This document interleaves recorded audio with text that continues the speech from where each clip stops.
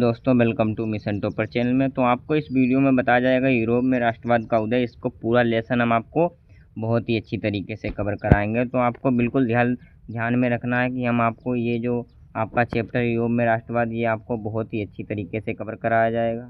तो आपको इस पर विशेष ध्यान देना है। ठीक है बच्चों, ये आपके लिए आपके चैप्टर में ये बहुत इम्पोर्टेंट है। इसको मैं आपको बहुत ही अच्छे शब्दों में बताएंगे। तो आपको इस लेसन को पूरा देखना है। ये आपके 2027 बोर्ड के लिए और हर साल इस लेसन से ज़्यादा प्रश्न बनाए जाते हैं बोर्ड के लिए।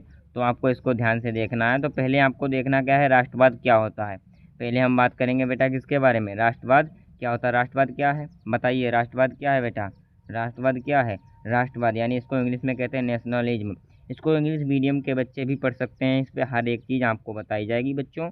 तो आपको पूरी वीडियो मिस मत करनी है। लास्ट में हम आपके इस लेसन के 20 MCQ ऐसे बताएंगे जो आपके बोर्ड एग्जाम में आएंगे, उससे बाहर आपका कुछ नहीं आएगा और इस लेसन से आपको कुछ भी नहीं पढ़ना पड़ेगा।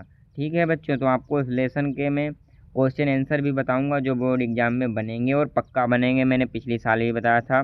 ज़्यादा से ज़्यादा बच्चों से आप पूछ भी लीजिए कि आप मिशन टॉपर चैनल से पढ़ते थे क्या, वहाँ जो सर बताते हैं वो सब आता है। वो बच्चे बेफिक्र बताएंगे हाँ सब आता है। तो आपको क्या, राष्ट्रवाद क्या है, एक ऐसी भावना है जिसमें लोग अपने देश के लिए एकता, प्रेम और पहचान महसूस करते हैं। तो राष्ट्रवाद क्या है, राष्ट्रवाद हुआ है जो हमारे अपने देश के प्रति प्रेम, अपने देश के प्रति प्रेम है राष्ट्रवाद।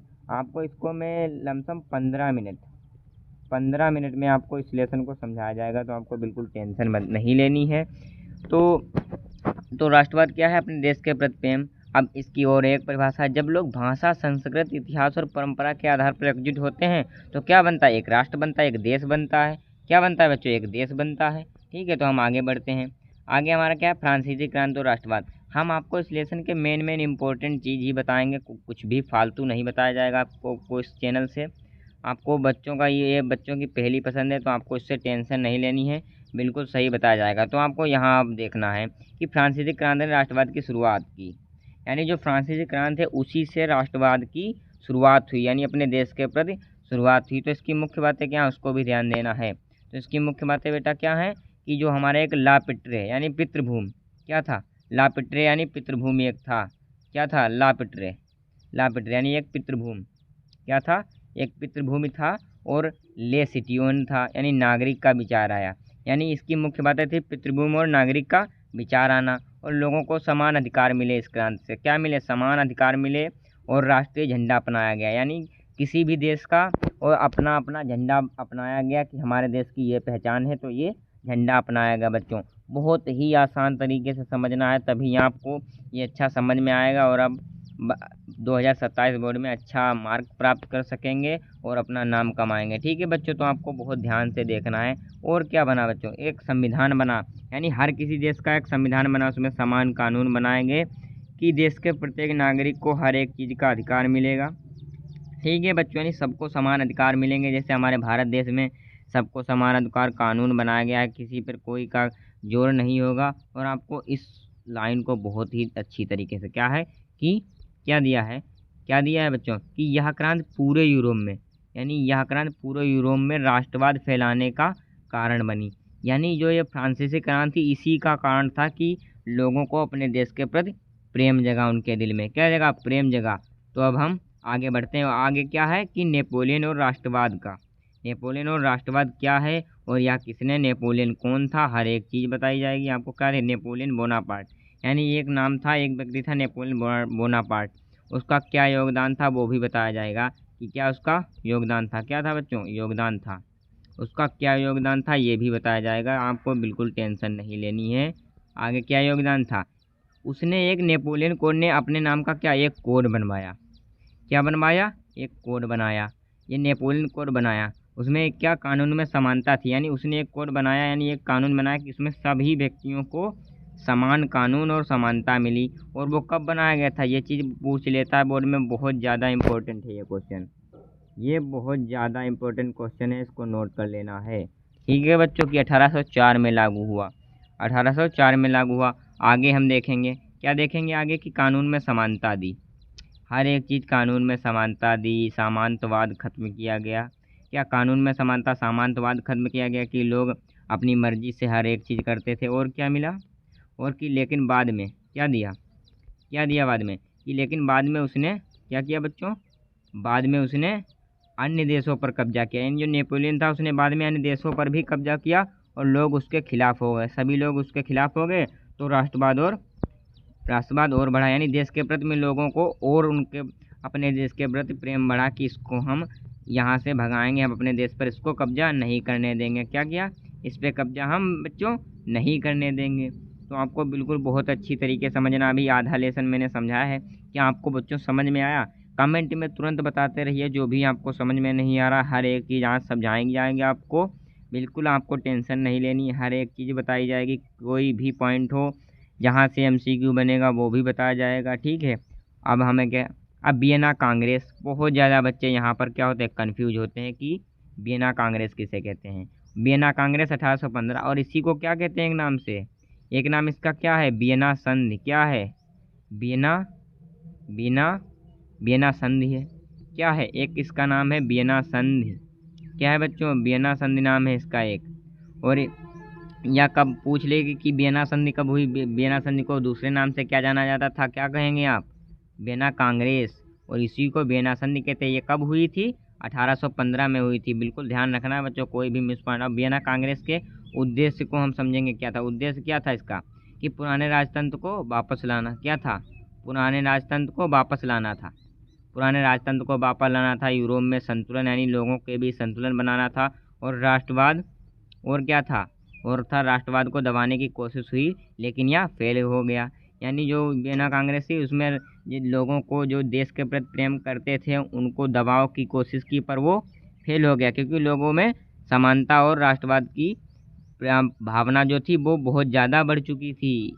इसको बहुत अच्छी से समझना, बहुत इंपॉर्टेंट क्वेश्चन है आपके बोर्ड एग्जाम 2027 के लिए और क्लास 10 के लिए। सब यहाँ पर एनसीईआरटी बुक की पढ़ाई होती है जहाँ से आपका पेपर बनता है। तो पूरी चीज़, हर एक चीज़ आपको पूछती चलनी है। जो भी समझ में ना आए तुरंत कमेंट में बताओ, और डिस्क्रिप्शन में व्हाट्सएप और इंस्टाग्राम की लिंक पड़ी है, उसको तुरंत जाकर फॉलो कीजिए। इस लेसन के सारे नोट्स वहीं मिलते हैं, तो आपको बिल्कुल टेंशन नहीं लेनी है बच्चों। इस लेसन को लास्ट तक देखना है, ऐसी चीज़ समझाऊंगा जो आपको कहीं नहीं मिलेगी बच्चों। तो अब आगे हमारे क्या देखना है, उदारवाद। क्या देखना है, उदारवाद। उदारवाद जिसको हम इंग्लिश में क्या कहते हैं, लाइबरलिज्म। और इसके मुख्य उद्देश्य क्या है बच्चों, स्वतंत्रता प्लस समानता प्लस संविधान की मांग। इसमें क्या हुई, संविधान की मांग हुई। इसकी मुख्य बातों पर ध्यान देना कि मतदान का अधिकार, लोगों ने अपने मतदान का अधिकार मांगा कि हम जिसको चाहेंगे उसको ही चुनेंगे, ठीक है, उसको ही चुनेंगे। अब क्या हुई, प्रेस की स्वतंत्रता, प्रेस की स्वतंत्रता अपनाई गई। कानून के समानता में, कानून के सामने समानता अपनाई गई।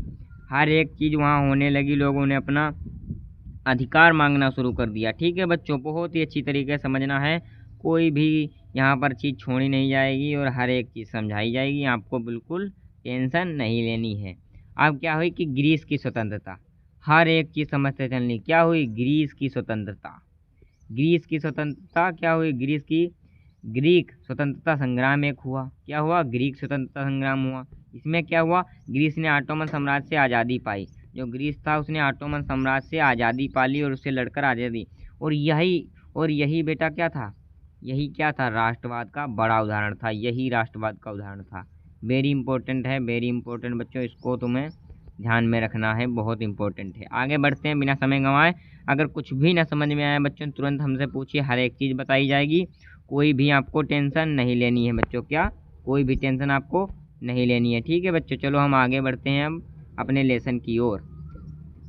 पूरा लेसन आपको कितने 15 मिनट में, और बहुत ही वन शॉट, बहुत ही अच्छा। कोई भी कोई चीज़ पूछे हर एक चीज़ हम बताने के लिए तैयार रहेंगे। क्या हुआ, जर्मनी और इटली का एकीकरण बच्चों। क्या था, जर्मनी और इटली का एकीकरण था। अब जर्मनी और इटली के एकीकरण के बारे में हम देखेंगे। इसमें क्या था, ये हमारी जर्मनी है और ये ऑटो वन बिस्मार्क, इसका नाम सुना ही होगा अगर आपने 9th में अच्छे से पढ़ाई की होगी। इस पर high school, inter, first year हर एक चीज़ पढ़ाई जाती है, तो आपको इस चैनल से जुड़ जाना है। अगर इंटर की भी तैयारी करनी है तो इस चैनल पर हर एक चीज़ की तैयारी कराई जाएगी। आपको अपने दोस्तों को भी इस चैनल से जोड़ना है। तो ऑटोमन बिस्मार्क क्या था, ब्लूड एंड आयरन, यानी रक्त और लोह की नीति थी। ऑटोमन ने एक नीति अपनाई, रक्त और लोहा की नीति अपनाई, जिससे जर्मनी एक राष्ट्र बना। और जर्मनी एक राष्ट्र कब बना, यानी स्वतंत्र राष्ट्र जर्मनी कब बना, बताइए बच्चों। स्वतंत्र राष्ट्र जर्मनी कब बना, 1871। 1871 में जर्मनी एक राष्ट्र बना। और ये कितने भागों में बटा था, बताइए। जर्मनी कितने भागों में बटा था, 39। किसमें, 39 भागों में बटा था। किसमें बटा था, 39 राज्यों में बटा था। बाद में ये सब जुड़कर एक 1871 में क्या बना, राष्ट्र बना। बहुत ही अच्छी तरीके से समझना है आपको पूरा लेसन। अब क्या है, इटली। अब इटली के बारे में हम समझेंगे। किसके बारे में समझेंगे, इटली के बारे में समझेंगे।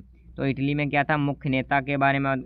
इसमें मुख्य नेता कौन कौन से, जेप्पे मैसिनी था, काउंट काबूर था, जेप्पे गैरिबाल्डी था। ये सब क्या थे, यहाँ के मुख्य नेता थे। इन्हीं के बारे में इटली एक एकीकरण हुआ और इटली एक क्या बना, स्वतंत्र राज्य बना, देश बना। तो देखिए ये स्वतंत्र कब हुआ, 1861 में इटली का एकीकरण पूरा हुआ बच्चों। क्या हुआ, इटली का एकीकरण पूरा 1800। ये कितने, 7 राज्यों में बटा था। कितने, 7 राज्यों में बटा था। आपको बहुत ही अच्छी तरीके से हर एक चीज़, हम कोई भी चीज़ लेसन की छोड़ नहीं रहे, हर एक चीज़ समझाई जा रही है। तो आपको बिल्कुल टेंशन नहीं लेनी है, हर एक चीज़ समझते चलना है। ठीक है बच्चों, कहीं भटकना नहीं है कि इस चैनल पर मुझे अच्छा नहीं लग रहा। बच्चों भरोसा रखो, हर एक चीज़ आपको इस चैनल पर बताई जाएगी, तो आपको टेंशन बिल्कुल नहीं लेनी है। ओके बच्चों, तो हम आगे बढ़ते हैं बिल्कुल बिल्कुल बिना समय गंवाए। ठीक है बच्चों, तो हम क्या देखेंगे, ब्रिटेन में राष्ट्रवाद। क्या देखेंगे, ब्रिटेन में राष्ट्रवाद देखेंगे। क्या देखेंगे हम, ब्रिटेन में राष्ट्रवाद। चलो देखते हैं ब्रिटेन में राष्ट्रवाद क्या था। ब्रिटेन में राष्ट्रवाद धीरे धीरे क्या, यहाँ पर क्या हुआ, ब्रिटेन में धीरे धीरे एकीकरण हुआ। ब्रिटेन का भी एकीकरण हुआ। और इसमें क्या था, यूनाइटेड एक किंगडम बना, यानी स्वतंत्र। United and England plus Scotland plus Ireland, यानी ये 3 देशों को मिलाकर एक यूनाइटेड किंगडम बना। जैसे अमेरिका भी 7 राज्यों में बटा था, वो एक मिलकर बना है। ठीक है दोस्तों, बच्चों आपको हर एक चीज़ इस चैनल पर समझाई जाएगी, कोई भी टेंशन नहीं लेनी है। क्या है, राष्ट्रवाद का प्रतीक यानी सिम्बोलिज्म इसको इंग्लिश में कहते हैं। इसमें क्या हो, राष्ट्र को महिला के रूप में दिखाया गया। यानी राष्ट्रवाद का प्रतीक क्या था, राष्ट्र को एक महिला के रूप में दिखाना। फ्रांस में भी मेरियान रहते थे और जर्मनी में जर्मियान, यानी जर्मानिया कहते। बच्चों ये सवाल पूछ लिए जाते हैं कि फ्रांस को क्या कहते थे, तो फ्रांस को क्या कहते थे, मारियान, और जर्मनी को जर्मानिया। तो आपको ये चीज़ इंपॉर्टेंट है, ध्यान में रखना है। हर एक चीज़ लेसन को पढ़ते चलो। अगर आप एक बार पढ़ लोगे तो उसकी हर एक चीज़ पता चल जाएगी। ठीक है बच्चों, अब इसके हम 20 MCQ लेसन के अगली वीडियो में लेकर आएंगे बहुत ही अच्छी तरीके से। उससे एग्ज़ाम के बाहर आपको कुछ भी नहीं पढ़ना पड़ेगा बच्चों। ठीक है, बस आपको इस चैनल पर जुड़े रहना है अंत तक। तो आगे हम क्या इंपॉर्टेंट क्वेश्चन एग्जाम में जो आते हैं हम उसके बारे में बात करेंगे। किसके बारे में बात करेंगे, जो हमारे बोर्ड एग्जाम में आते हैं हम उसके बारे में बात करेंगे। हमने आपसे पहले भी कहा था कि हम आपको बताएंगे जो हमारे वो एग्जाम में आते हैं। तो अब पहला कहा है राष्ट्रवाद क्या है। क्या है क्वेश्चन, राष्ट्रवाद क्या है, इसको देखना है कि फ्रांसीसी क्रांति का राष्ट्रवाद। क्या देखना है आपको, फ्रांसीसी क्रांति का राष्ट्रवाद। फ्रांसीसी क्रांति का राष्ट्रवाद में क्या योगदान, वो भी लिखना है। यानी ये भी ध्यान देना है आपको, इसमें भी ध्यान देना है। और राष्ट्रवाद यानी फ्रांसीसी क्रांति का राष्ट्रवाद में योगदान लिखो, ये भी बताना है।